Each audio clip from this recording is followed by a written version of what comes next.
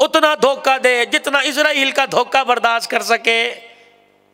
आज तो किसी को सहराओं में धोखा देगा, रब्बे काबा की कसम कल क़यामत का दिन आवेगा, और फिर क़यामत तो बहुत दूर की बात है, मौत का वक़्त आएगा, तुझे खुशियों में से धोखे से उठा लिया जाएगा।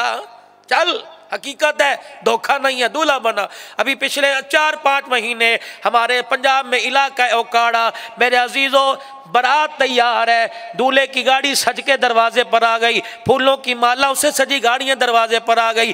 बहनों ने भी ब्यूटी पार्लर में जाके मेकअप करा लिया, लाल जोड़े हरे रंग के जोड़े पहन लिए।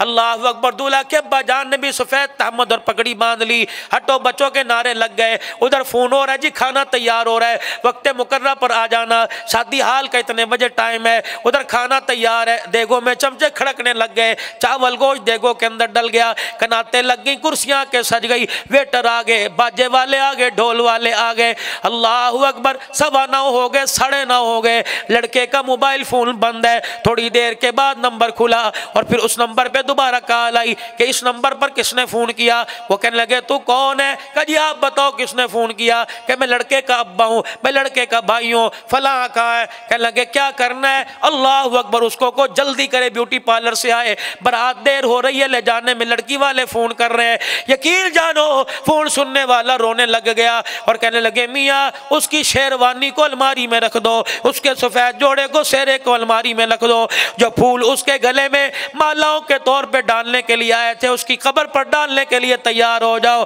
क्योंकि वो सज धज के ब्यूटी पार्लर से हमाम से निकल रहा था। उसके मोटरसाइकिल को ट्रक ने टक्कर मारी, लगते ही फौरन दुनिया से हलाक हो गया।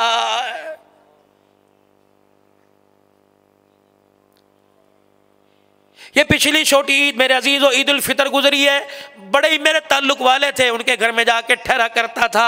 8 अफराद घर के भांजे भतीजे माँ बाप समेत मेरे अजीज़ों ईद के दिन किसी को मिलने जा रहे थे।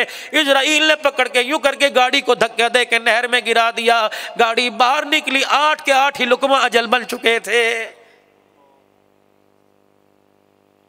तू रात के अंधेरे में किसी को धोखा दे, हम दिन के उजाले में तुझे लेके जाएंगे। इतनी पावर है इजराइल के अंदर, खुदाए पाक की कसम, रोकने पर आए तो ट्रेनों के इंजन रोक के खड़ा हो जाता है, ले जाने पर आए तो 400 आदमियों को इकट्ठा लेके चला जाता है। उसे किस चीज की परवाह है?